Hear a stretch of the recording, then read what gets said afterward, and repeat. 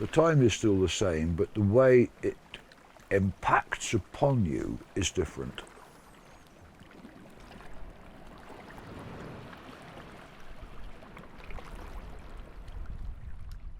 You're governed by tide and weather, as opposed to commuting, as opposed to railway trains and office hours. You're still controlled by tide and weather, natural conditions.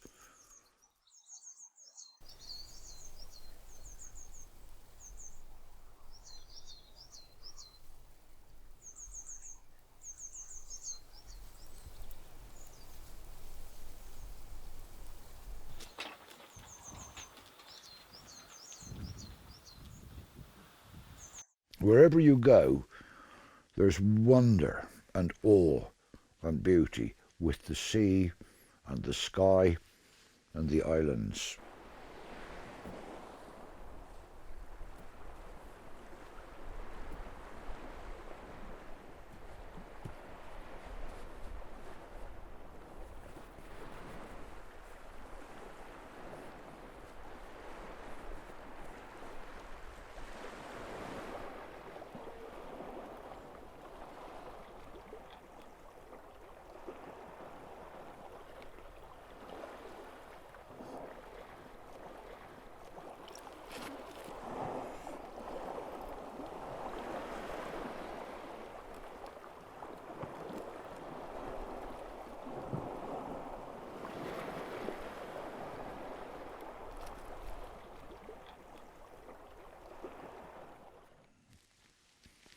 One of the joys of winter is that it is like it was in my childhood, when we do not have a lot of other people here and we're able to enjoy our island for ourselves.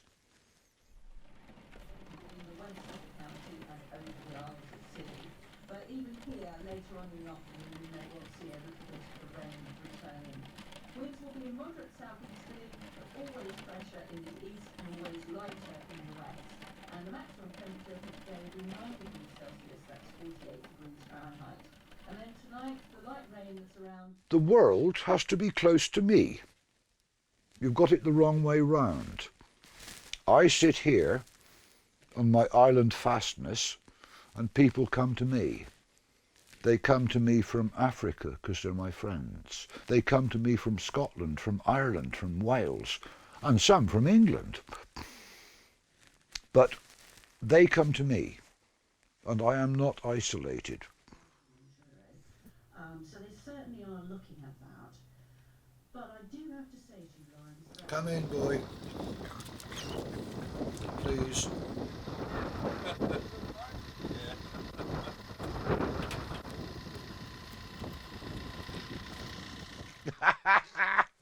One has Radio 4 and the World Service. And I get up at 5 o'clock in the morning. And I listen to the World Service. And I hear what all these peculiar people have been doing. And then at 5:20 I get the shipping forecast. And I listen to the weather for all my friends entirely around the country. I am in touch.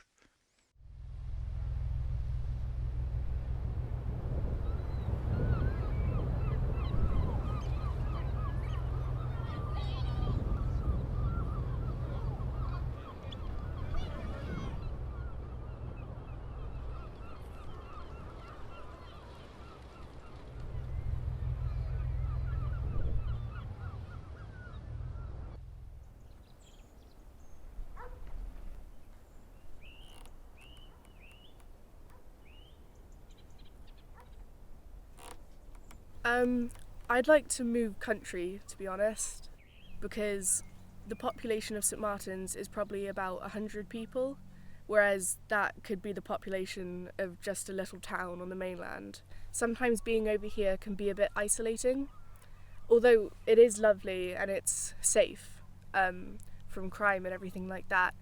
You do kind of get in a safe shell, and I'd like to explore what else there is for example, there isn't even a cinema over here. So it's really rare you could go shopping or anything like that. So I'd like to get experience somewhere else.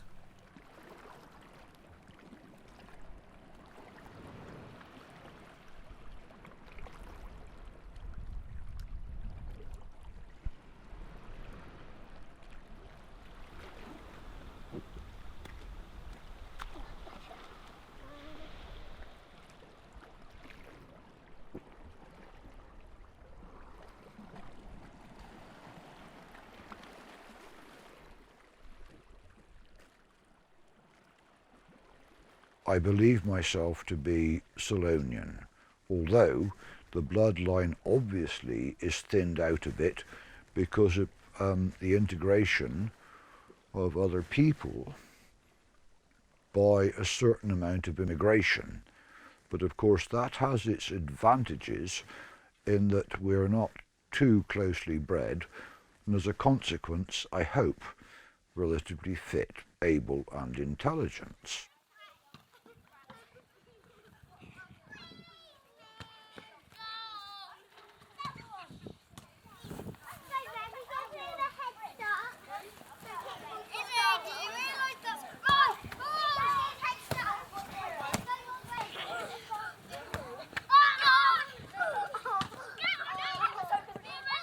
I mean, we've got 12 pupils here, ranging from, well, they start when they're 4 and they leave when they're 11, and when they're 11 they go over to the main school on St Mary's.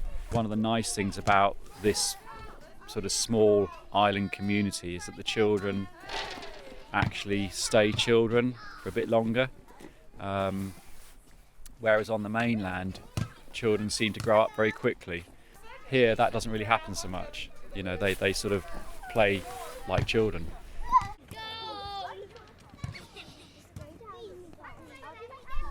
When they go on holiday, they might go up to London or go up to a city in Britain somewhere, and it's quite a surprise for them, because it's so different.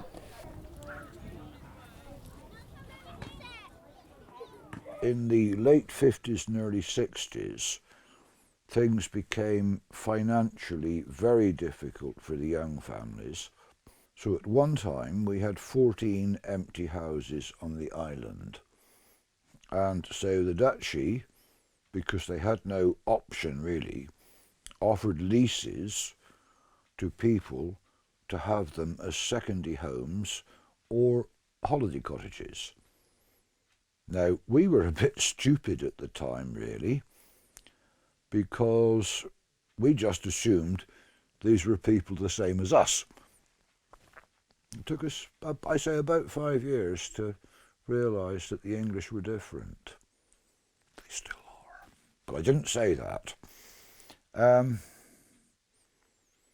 So then the emphasis changed, because once you started charging them for work,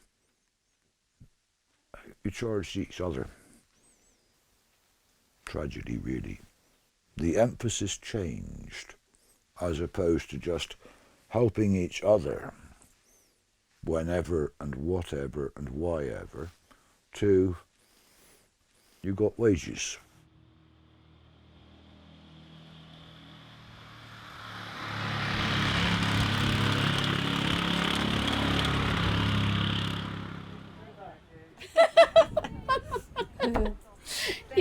Yeah.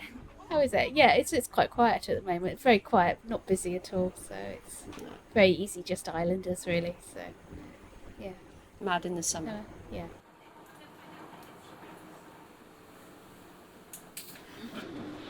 There we go. Thank you. To be honest, the shop is part of our social structure. So you go there not just to buy a pat of butter or a packet of cigarettes, but just to have a smile.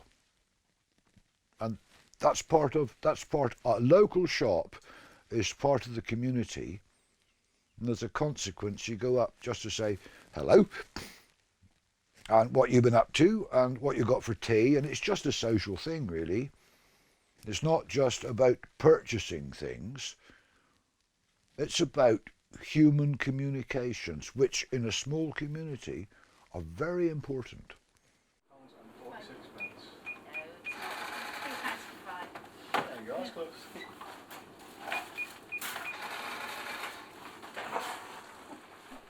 I think it's quite busy for a postman here compared Yes, to it most is. people's, because like anything you don't buy here in this shop, you buy over the internet more or less. I would say. Well, we came here to take over the shop and the post office here a couple of years ago. Yeah, it takes a while to settle in. Well, the main thing is joining a little community. Some people find it difficult because you can't be anonymous in a small community, you know, you have to be part of it.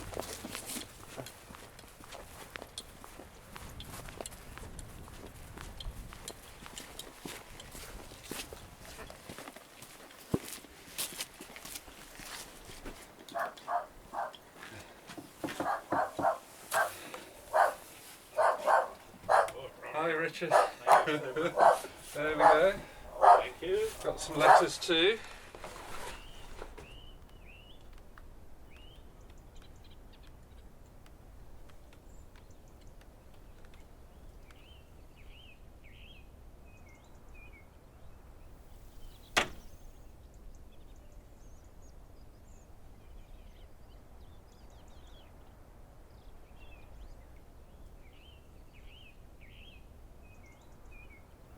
The most I like on the island is my farm.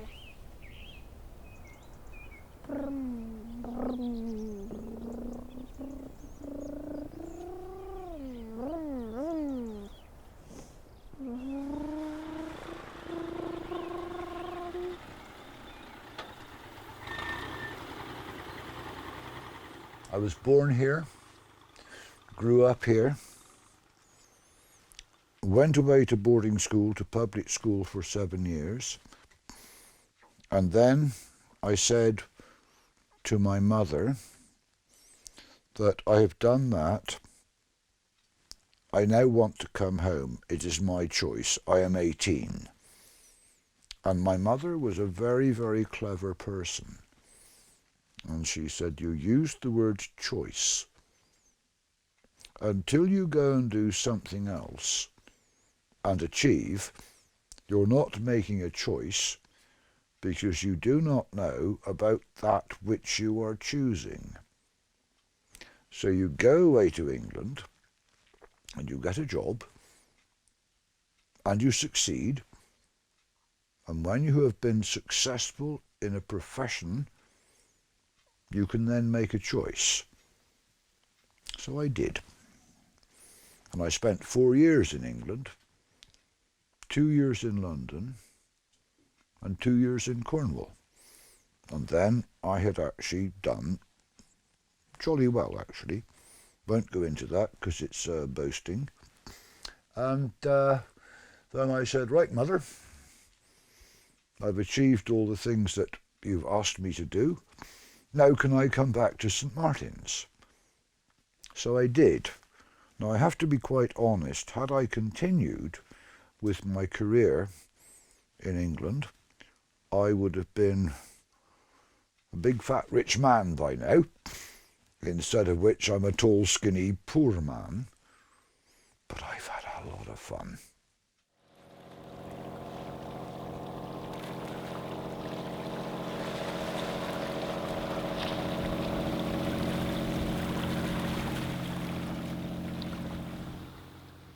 And so I don't know which was the right decision, but that's what I chose. And it has been, at times, difficult, because I got divorced just when everything was coming right financially, and that financially punished me and emotionally distressed me hugely because I have 2 daughters. But you do the best you can. You're dealt a hand of cards and you have to play them according to the hand you're dealt.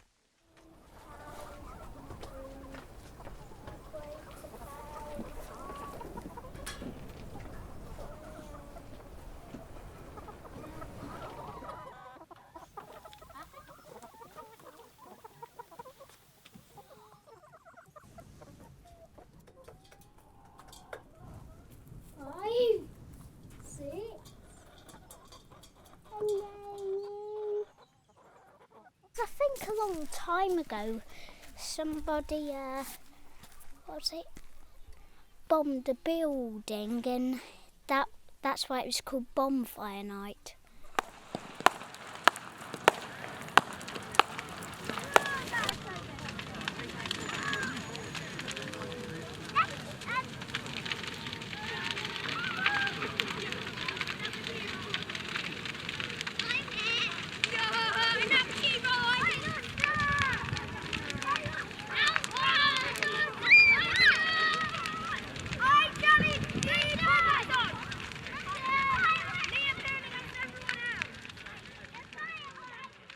Where I live here is real.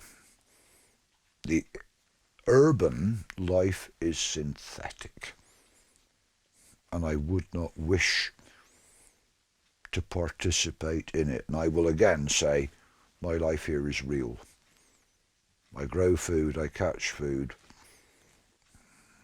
and I'm relatively fit and happy most of the time.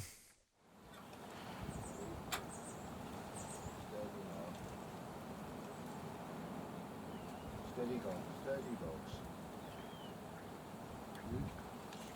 Steady, come on. Children, keep jumping now. Come on, good girls.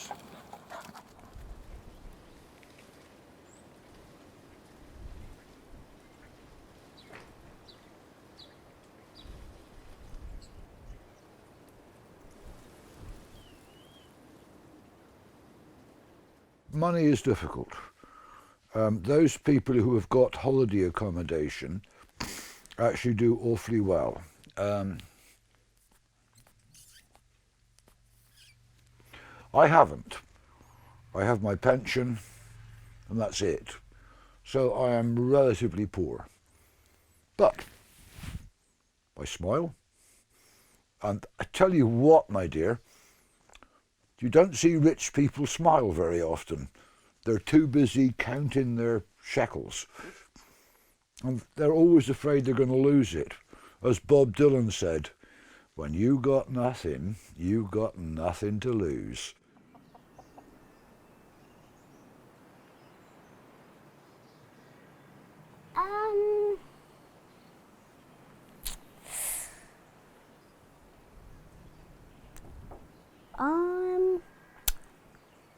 I think I'll probably go to, I don't know. I'll probably just stay right here. We got one.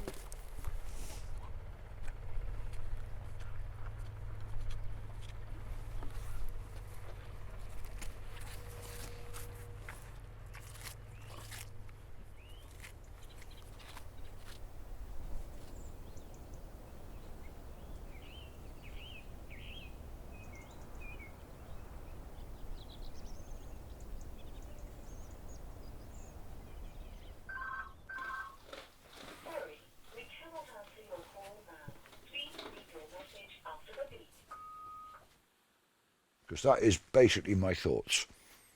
We all have the right to go to hell in our own way, provided we don't deliberately hurt anybody else while we're doing it. That's sort of my philosophy. Maybe crazy, but it's me.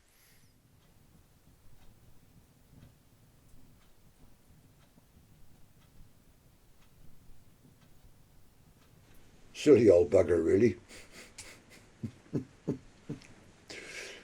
Well, that's about it, really, Nora. You know?